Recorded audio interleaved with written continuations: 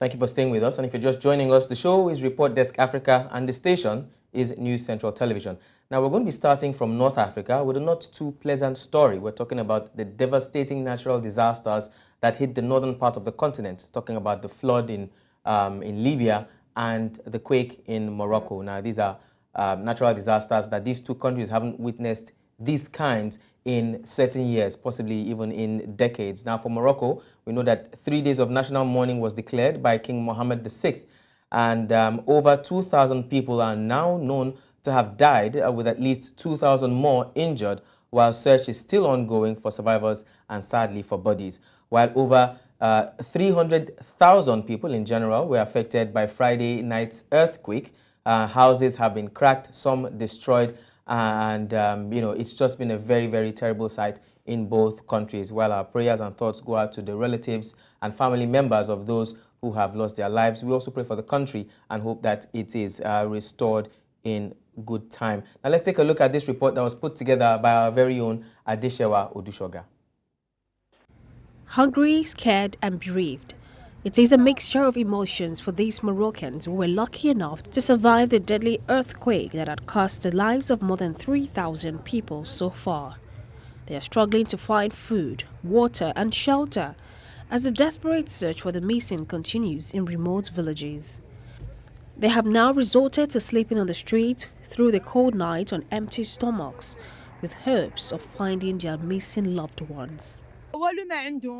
علي يلا تيباتو في الزنقه انت شوف اش كاين تيباتو في الزنقه تيباتو في الزنقه ما عندهم ما ياكلوا الوضعيه انه راه انت تشوف راه كارثه عظمى وراه تنطلبوا من سيدنا الله ينصروا انه يشوف في هاد الناس هادو لان حي السلام الملاح تتعرفوه بالله حي قديم وانتم تشوفوا الوضعيه في الملاح.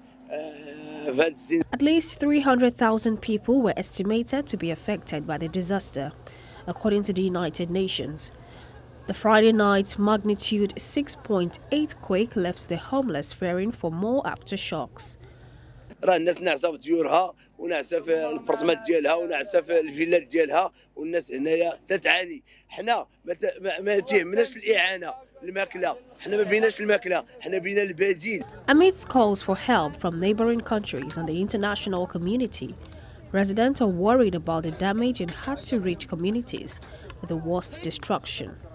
Well, really devastating situations in both North African countries, talking about the earthquake in Marrakech, Morocco, which has led to the death of about 2,000 people and 2,000 more affected, not to talk of those who have been displaced by these earthquakes. And also looking at Libya, the city of Derna and so many other surrounding cities where over 300,000 people were also affected by the floods. I mean, people have described horrifying situations of water literally carrying people, sweeping them away, and a lot of people not even knowing how to go back to their areas for fear of a recurrence. Now, like we always say, these issues can be attributed to climate change, and that's what we're going to talk about today. We're not just looking at the situation at hand, we're also trying to prefer a solution and see how far the situation has gone and what international bodies as well as the government of these countries are also doing. And joining us to discuss this, we have a researcher in rural politics and peasant struggles, Haithem Gasmi.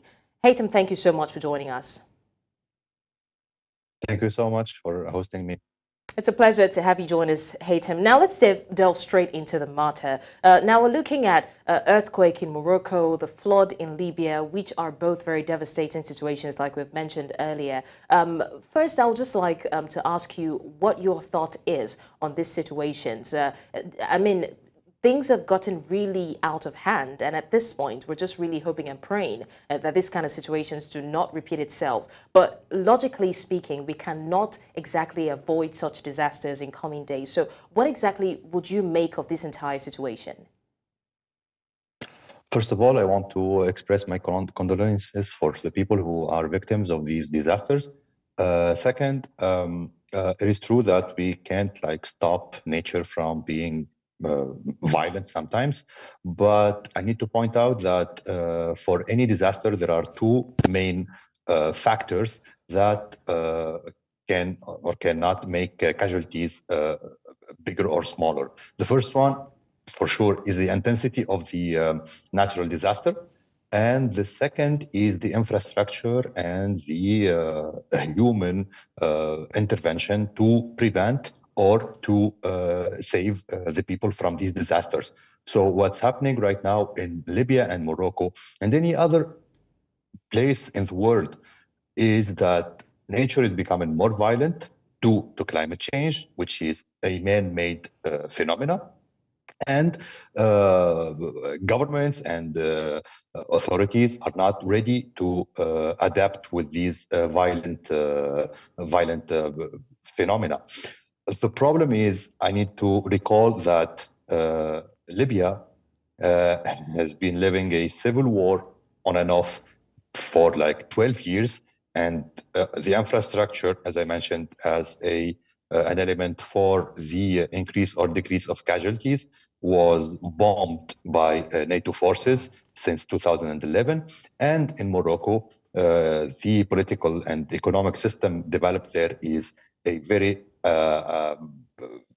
unequal system. And as we noticed, even in your reportage here, that the people who are victims of the earthquakes are people from marginalized areas. Thank you so much, Haithem. Now, you made something very clear that the infrastructure that would have been used to save and rescue people had been bombed because of or due to the civil war that has been ongoing. And that leads to my next question, which, of course, when there are natural disasters like these, people first want to see immediate first response, you know, first aiders, medical response, the military coming into, swinging into action.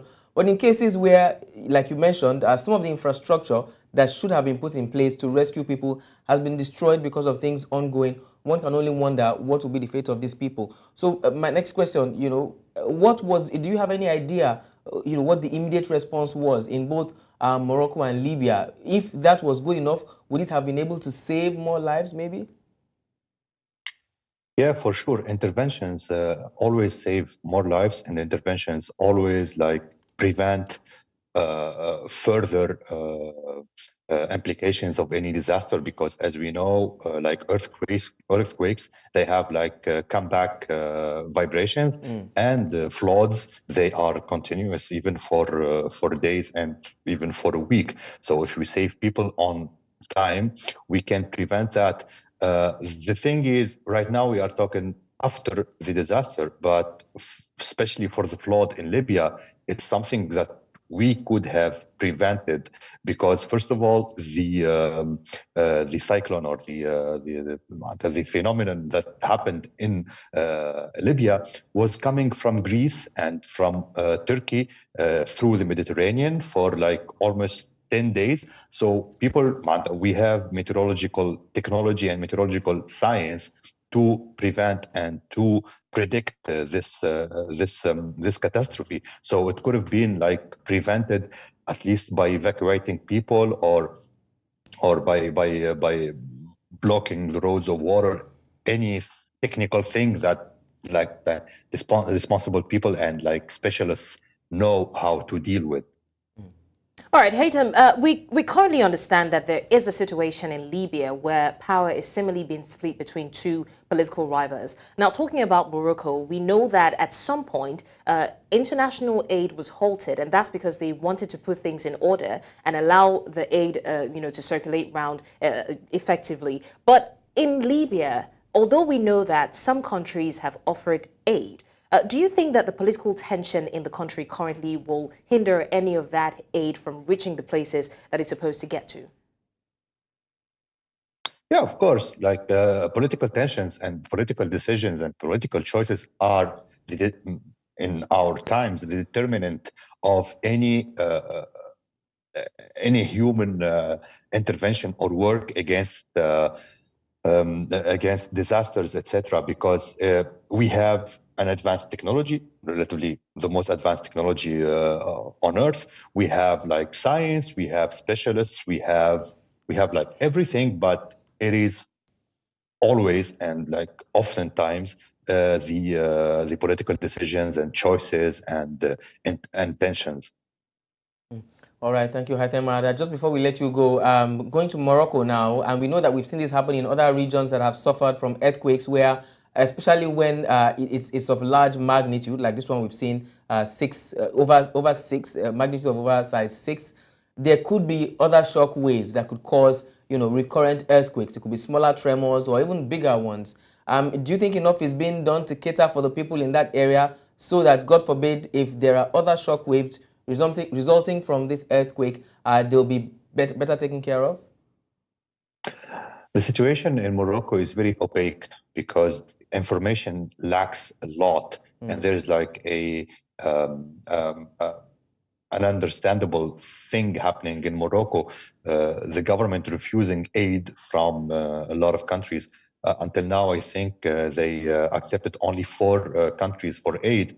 So the situation is very obscure and opaque, and we don't know what are the capacities and what are the intentions of the Moroccan government to intervene and to save lives. All right, researcher and rural politics peasant struggles, Haithem Gasmi, thank you so much for joining us on the news. And really, it is our hope that these kind of things do not happen again, especially in that region. And our hearts go out to people who have suffered as well. Thank you so much, Haithem, for joining us. Thank you.